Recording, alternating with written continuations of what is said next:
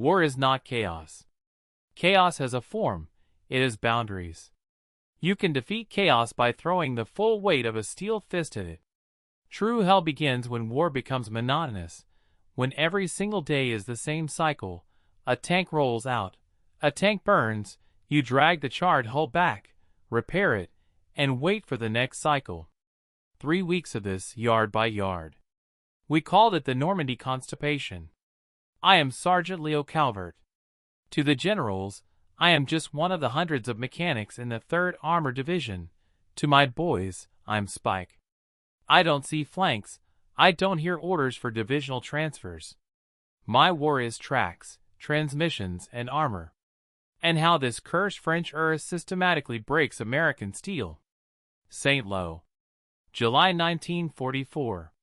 The smell in this sector is always the same. The heavy, oily scent of diesel that can't evaporate in the humidity, mixed with wet clay, the stale, hot smell of sweat, and, of course, burnt oil. Not just oil. The kind that used to be a crew. We sat in an improvised repair station, camouflaged in the folds of a field where some green crap grew 2 weeks ago.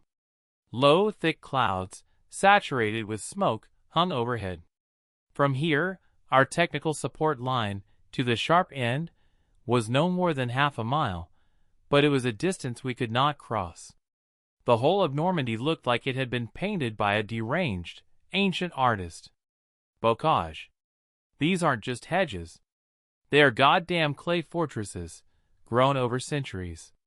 Earth banks up to 6 feet high, reinforced by a dense tangle of ancient, root-thickened, almost stony mud. You can't drive through them, you can only crawl over them, and that is exactly what was killing us. Behind me, Jimmy, my best welder, a terribly young kid from Tennessee who still believed in ideals, was mumbling something about a clean bead. He was pale. "Spike, this mud, it's not just mud. It's eaten 2 sets of tracks already. How do they do it? Do they know where to hit?" he asked. I tossed a piece of warped suspension arm onto the ground. "It's not that they know where to hit, Jimmy. It's that we show them the spot every time. Every time a Sherman climbs a bank, it raises its nose, exposing its thin belly armor. It's like saying, 'Hey, Fritz, here's my gut, shoot here.' After that, it's just target practice. Or a Pac-40. I looked up at Captain Haig passing by. Captain Haig was an officer who understood tactics, but didn't understand ground. He was constantly wiping his spectacles, as if trying to clean the grime from reality itself. "Calvert, we need M4S. Everything that breathes has to be on the line. General's orders. We must take the T-30 road junction today." I nodded without looking. The general is sitting in headquarters, 20 miles from here, where there is no clay and none of this smell. He sees a map. We see only a thorny, impenetrable fence of roots. When we landed on Utah Beach, there was euphoria. We were the steel fist of America. We brought technological superiority, speed, mobility. We prepared for a war on open plains, where Shermans could maneuver and artillery could pound targets beyond the horizon. We'd seen footage of Guderian's tank wedges. We were ready to show what modern war looked like. Instead, we got guerrilla warfare. A fight for the flower beds. Our M4S, beautiful machines for what they were designed for, turned into slow, blind lumbering oafs here. I personally helped recover several tanks pierced not by a shell, but by a mine detonated when the tank slid off a bank onto an S-mine hidden in the mud. Or more often, when the machine took a direct hit to the underside. The biggest problem was visibility. You drive down a narrow, mud-flooded lane between 2 towering hedgerows. Visibility is 0. The enemy can sit 3 yards from you, behind the bank, and wait. He knows the tank must stop to choose the moment to cross. Every time a crew tried to use the standard procedure, it was a death sentence. They gave full throttle to charge the crest. The moment the nose lifted, the vulnerable armor was exposed. The tank hung there for a second, blinded, and then a dry, sharp impact. Sometimes it was a Panzerfaust, more often a Pak-40, fired almost point blank. Then came the dull thud if the ammo detonated, and soon the M4 transformed into a massive torch, spewing black smoke that was instantly absorbed by the low clouds. It seemed to me that the German soldiers weren't even highly skilled professionals.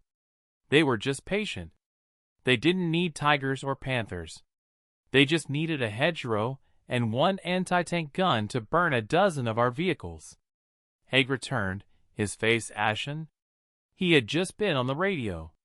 They are demanding more advances. Position 103 must be taken before dawn. They say it's the key to St. Lo. We have to use the infantry to suppress strong points, and then the tanks go in for the breakthrough. I scoffed, though the laugh caught in my chest. Infantry in those thickets is like throwing meat into a blender, Captain. They can't see where to shoot, and for the Germans, every bank is a ready-made pillbox. He looked at me with an unspoken, hopeless question. Calvert, I know. But if we don't move, we'll be wiped out. There are too many of us here, and we're stuck. Our mission was simple, break out and run. And we're crawling. He didn't get to finish. Tank T-35, Chicken Fry, was Will's tank. We knew each other since Camp Bowie. I prepared his Sherman for war myself, patched his armor as best I could. He was a good tanker, not reckless, but not scared either. At 16:30, when the sun finally broke through the clouds only to increase the humidity, Chicken Fry rolled out on patrol to cover King Company. It was a standard, pointless mission. Just show the flag, create some movement. We heard it.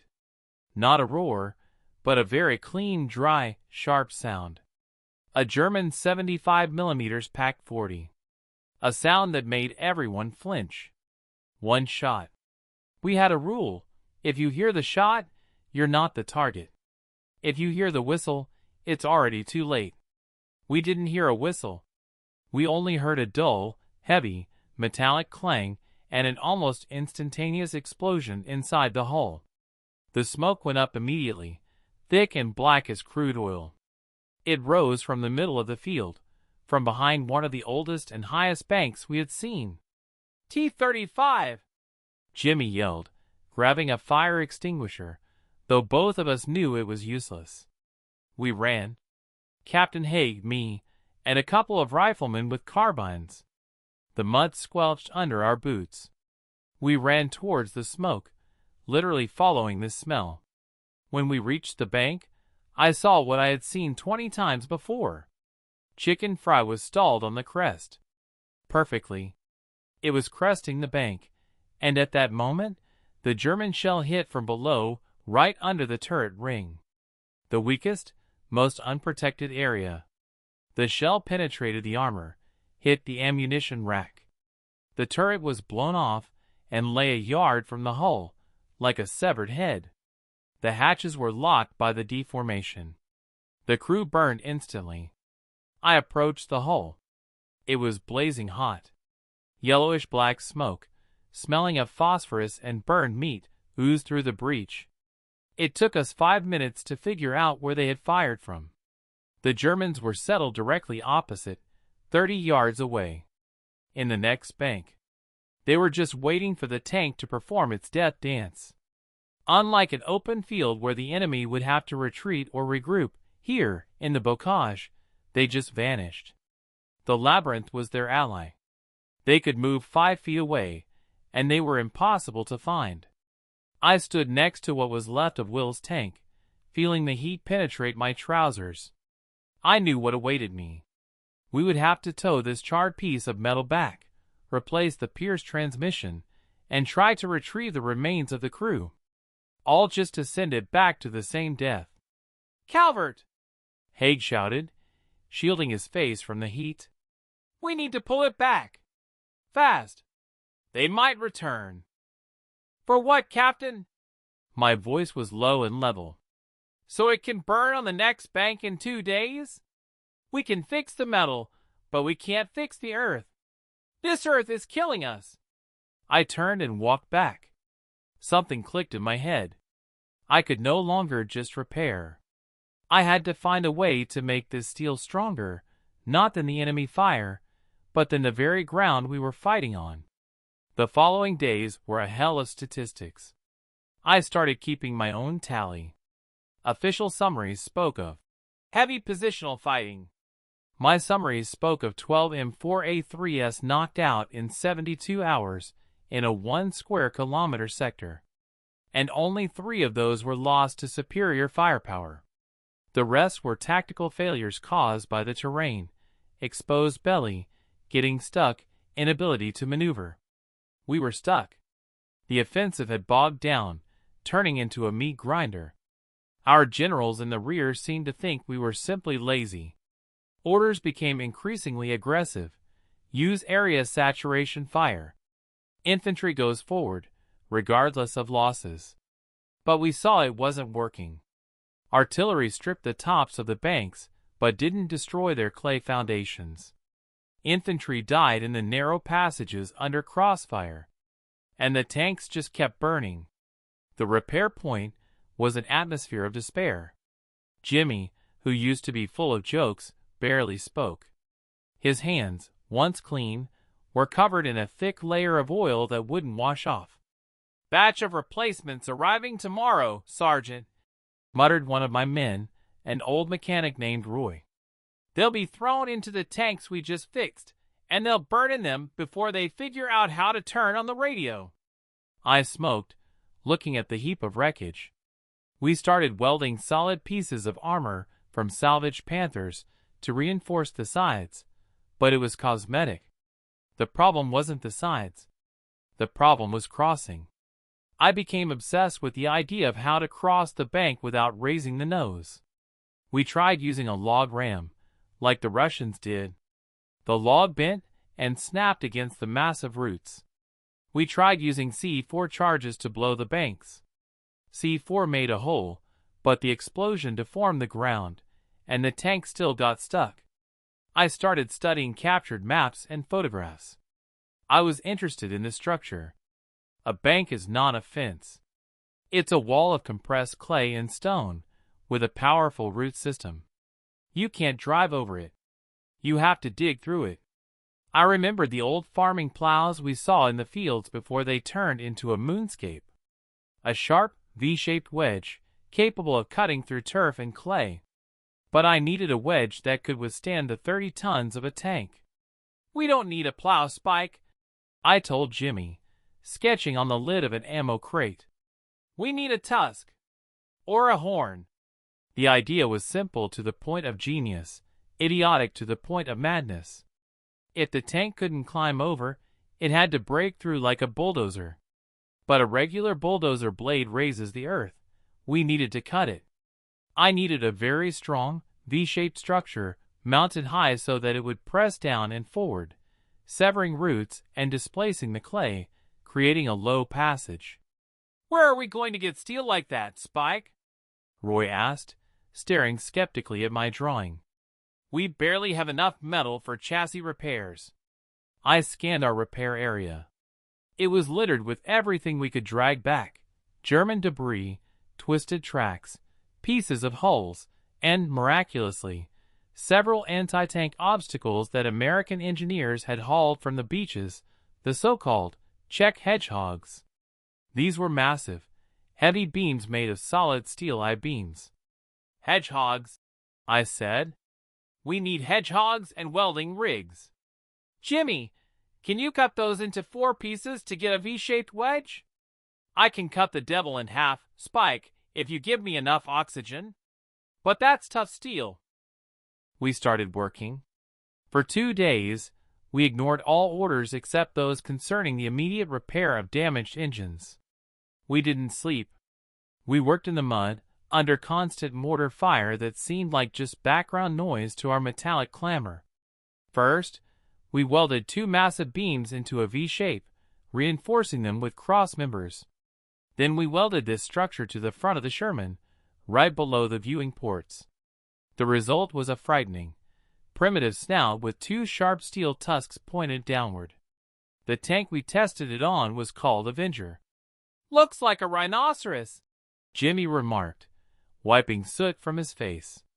"Let it be the rhino," I decided.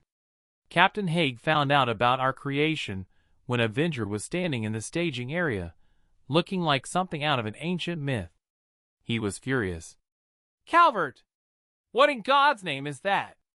It's not approved. It doesn't match the schematics.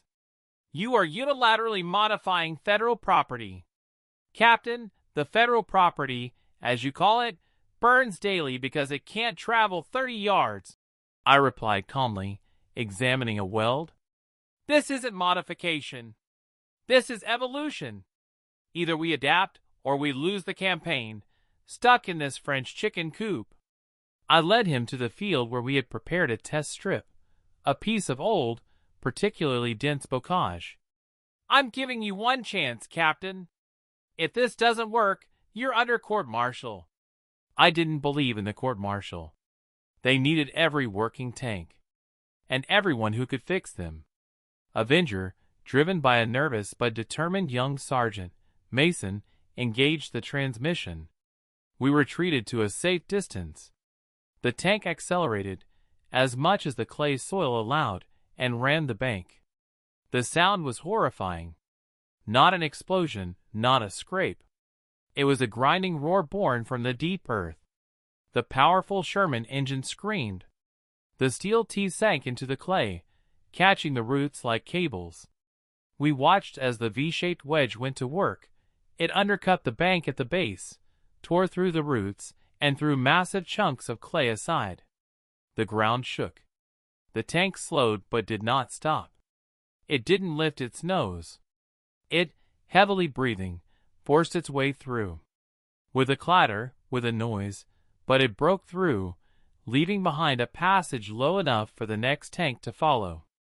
Mason poked his head out of the hatch, his face slick with sweat and clay, but a wild, triumphant smile shone on it. Captain Haig stood silently, his glasses splattered with mud. He took them off and wiped them on his sleeve. "Good God," he whispered. "They can move! For the first time, damn it, they can move!"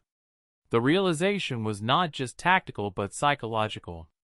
The German advantage was destroyed not by a bullet, but by a piece of steel welded to the armor. The earth that was their protection became just mud that could be pushed aside. Official approval? It didn't happen. The U.S. Army was a machine that slowly chewed on ideas. To get a blueprint approved by Detroit took months. We didn't have months. We had hours before the Germans figured out what was happening and developed a countermeasure. Captain Haig, to my surprise, transformed from a bureaucrat into a patron. He understood this was the only chance to get out of this grinder. "Calvert, we can't wait for supply. We have 20 tanks that need to be ready for the offensive plan for next week. How many can you do?" 20. "I need 4 times the metal I have, and a welding rig that doesn't quit," I replied. We started improvising. We used everything we could find. We scavenged metal from abandoned German vehicles. We even dismantled old Bailey bridges used for crossing small streams to get strong enough I-beams. Jimmy, Roy, and I became a gang of thieves and butchers. Our repair point turned into a forge. The welding fire burned all night. The metallic clang and the smell of molten steel drowned out even the distant artillery explosions. We worked under continuous stress. Officers came and went, shouting, demanding priority for their tank. But I ignored them. I saw only steel and clay. I had to turn every Sherman into a rhino. The crews who received the modified tanks were different. There was no despair in their eyes. There was a wild, predatory excitement. They weren't afraid of the banks. They wanted to smash them. By the end of the week, we had prepared 15 rhinos. It wasn't perfect, but it was all we could do. The tension was mounting. We heard the constant drone of planes, flying more and more frequently. Something huge was approaching, something that would either liberate us or bury us beneath it. Operation Cobra. July 24th. Everything froze. The waiting was heavier than the fiercest battle. The entire area behind our positions was jammed with equipment. Thousands of trucks, artillery batteries, infantry, and our 15 now famous rhinos. I was exhausted to the point of collapse. My body ached from 72 hours of welding and dragging metal. Jimmy slept, leaning against the cold side of one of the rhinos, his face covered in black soot. The order was simple.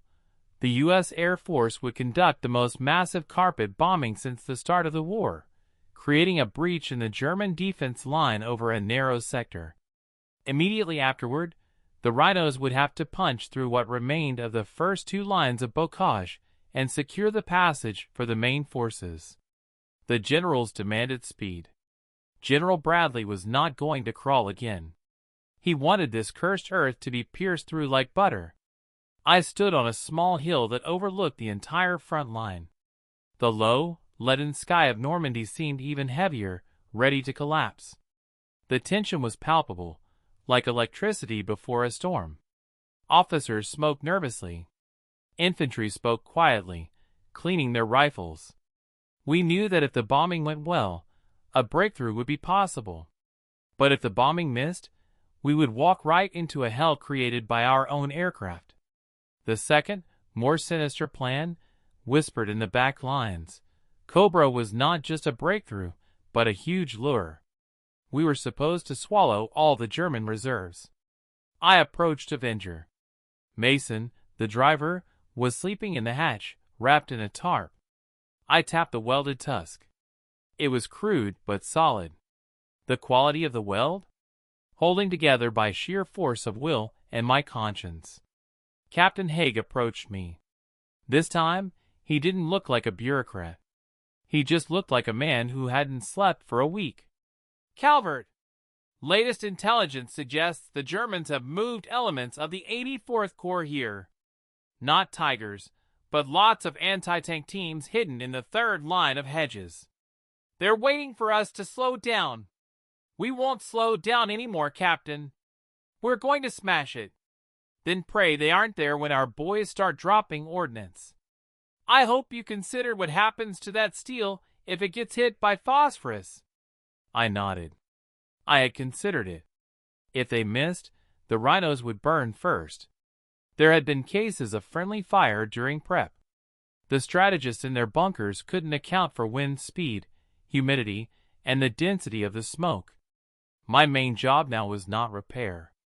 My job was waiting, and realizing that I had given these boys a tool that, if it worked, would save thousands of lives. If not, it would be my personal cross. The morning of July 25th, 9:30 a.m. The sky filled up. It wasn't a sound, it was a physical mass of sound. First, a distant, low drone that grew into the roar of thousands of engines. B-17s, B-24s, medium bombers. The largest concentration of air power I had ever seen. I stood next to Haig and Jimmy, covering my ears. The first explosions were on the horizon, seemingly miles away. The earth began to vibrate. This vibration was like a deep, gut-wrenching punch to the solar plexus, making the lungs compress. "That's not shelling, Spike," Jimmy yelled, his voice barely audible. "That's the earth dying." Soon the bombing approached closer. We were supposed to be in the safe zone, but safety here was just a statistical concept. Smoke and dust rose in a wall, blocking the sun. The light turned red, apocalyptic. When the bomb drop happened right in front of the starting line, I felt the air sucked out of my lungs, and then the shockwave flattened me. Mud, rocks, chunks of roots, all rained down on us. Jimmy fell, covering his head. I stayed upright, gripping the side of the rhino. The most terrifying thing wasn't the explosions themselves, but the sustained, rolling roar of detonation. Thousands of bombs turning the earth into something impossible to describe. The landscape was a boiling hell. And then we realized what happened. German flak crews, though suppressed, managed to get off a few salvos. Due to the wind and the thick curtain of smoke, some bombers in the middle of the formation dropped their payload too early, right onto our forward positions. I saw the smoke that should have been over German trenches rising from the position of the 30th Infantry Division. Haig grabbed the radio, his hands trembling. "Friendly fire! God damn those pilots! Dust! They can't see where they're dropping!" American fire was killing Americans. The strategy, based on total superiority, had turned against us. But orders were orders. We had to go. We had to seize the moment while the German defense was disorganized. At 11 o'clock, there was a relative silence, broken only by the crackling of fires and distant shell bursts. The entire area was shrouded in suffocating, yellow dust, mixed with the smell of sulfur and burnt fuel. We got the command, "Go!" 15 rhinos moved into the breach. I rode on Avenger. It was now my command vehicle, though I was just a sergeant. My job was to monitor the stress on the transmission and the tusks. When we crossed the former front line, the sight was inhuman. Not a single intact hedgerow. Everything was pulverized into fine, churned-up earth. But further in, the second line of bocage began, which had survived the bombing. "Mason, full throttle!" I yelled. Mason floored it. The rhino roared. In that moment, I saw for the first time how my invention worked in actual combat conditions, not on a test range. We weren't driving. We were swimming through the earth. The V-shaped tusk slammed into the bank. The clay and roots, which had been a wall yesterday, now yielded. A long, groaning screech erupted. Chunks of earth flew sideways like fountains. The M4 did not raise its nose. It held its profile, its gun pointed straight. It cut its own path. The other rhinos followed behind us, widening the passage. The Germans were disorganized, but not destroyed. We immediately ran into resistance. To the left, an MG-42 fired from behind a half-destroyed bank, but its fire was inaccurate. Avenger's crew responded with a coaxial machine gun. The rhinos did not stop. Their job was not combat, but pioneering the way. And they did it. The speed was stunning. Where before we spent hours covering 50 yards, we broke through in minutes. The moment of vulnerability was gone. The feeling of doom was gone. Through the third, densest line of hedgerows, we were met by a PaK-40 that had miraculously survived. It managed to get off one shot. The shell hit the rhino running third, King of Spades. Direct hit to the turret. Burned instantly. But the others did not stop. They bypassed it, continuing to tear up the ground. The loss was terrible, but it was a localized loss, not a strategic failure. Mason, looking through the slit, laughed wildly. "Look, Spike! We're moving! We're damn moving!" I could feel the vibration of the steel transmitting through my boots. It was the vibration of victory. Primitive, dirty, but a victory over the earth itself.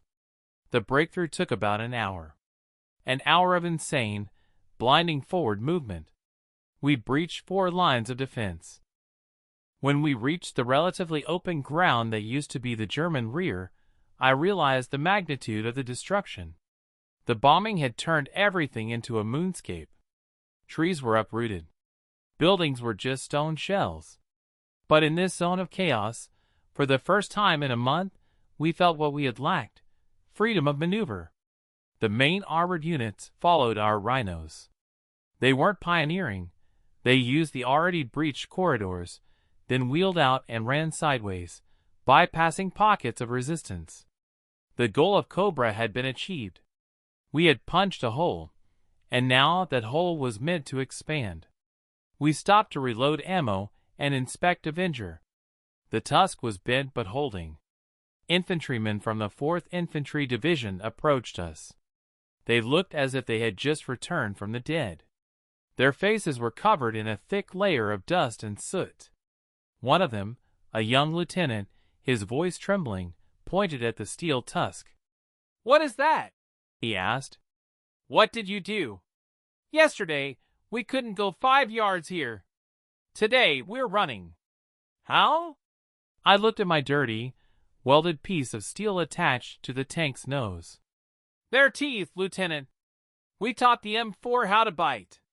He nodded. He wasn't asking about strategy or tactics. He understood one thing. His life was saved by a primitive, improvised innovation born of a mechanic's despair. I watched as Patton's tank column, following behind, began to turn south and west. Their speed was incredible. They were not slowing down. They weren't thinking about the bocage.